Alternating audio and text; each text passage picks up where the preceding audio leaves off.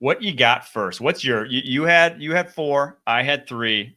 So kick us off with yours, and then we'll get to mine after. So a lot of these were just based on I wanted to ask you these questions and have this conversation. Cool. So who takes the biggest step up next year? And I have a couple teams written down there: Broncos, Chargers, Bengals, Bears, ? Packers. A lot of meat on the bone there for the Packers. What's your first answer for who steps up the most next year?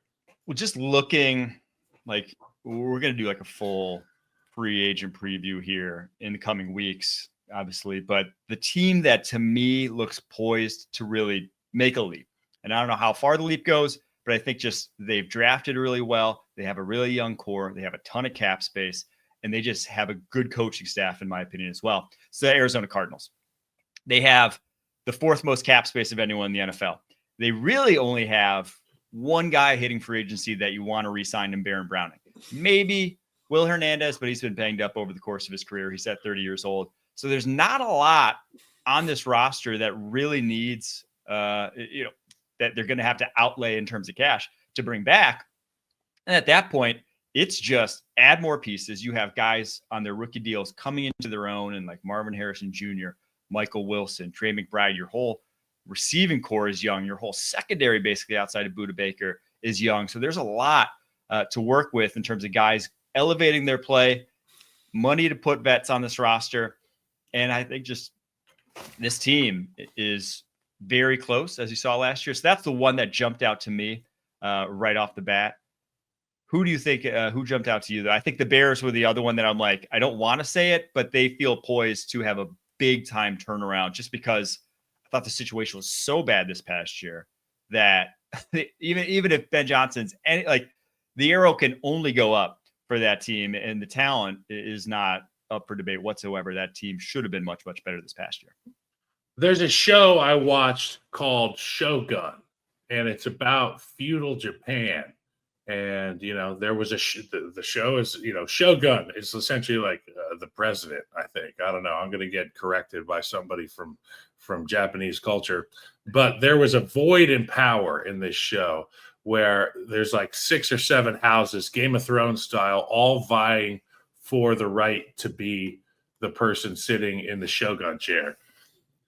The AFC West, in my opinion, is one of the most interesting storylines going into next year, because there are really talented quarterbacks, really talented coaches, and an AFC West title that has been red for a very long time.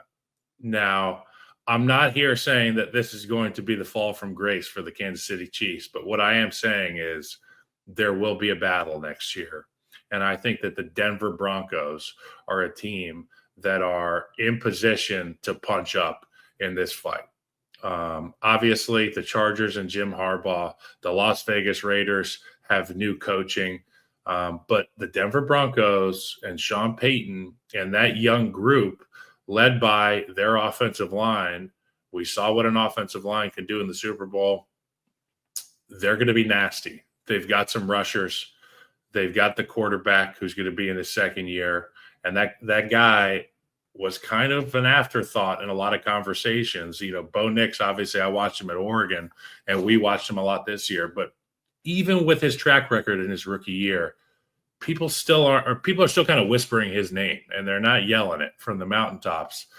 I'm just saying, look out for the Broncos. They're going to beat each other up in that division. The Chargers are a good team. The Raiders always sneak 1 or 2 in the division, and they're probably going to be better than last year. I think the Broncos have an opportunity to come out of that thing with a good foothold on where they want to be. Yeah, I do think that this AFC West is the first time in Mahomes' career, in like the Andy Reid era, where it is like a dogfight. There will be. I mean, everyone thought it was going to be that way a couple of years ago, right? When Russ came to the division, never ended up coming to fruition. I think now everyone is ascending outside of the Chiefs, and the Chiefs are going to just struggle to cobble it together. So it's the first time where there's some equal footing that I think the teams like the Chargers and the Broncos could join that tier of like real competitors for a Super Bowl, real competitors to the throne there in the AFC that the Chiefs obviously have worn for so long. I think the Texans, are also in that sort of spot. Now they've played fast and loose with their cap space, and they don't have kind of quite the same money that they had in the past 2 years. But the one team, if I had to pick in the AFC to be on the outside looking in that can make the leap to the inside, is Jacksonville Jaguars. I think that's how big the difference is between what they were doing offensively last year and what Liam Cohen brings to the table. And the fact that with a top 5 pick and with still a good amount of cap space, not a ton, $32 million right now, they can really put this roster in a spot where they could be atop the AFC South once again. So those are the teams that really come to mind for me.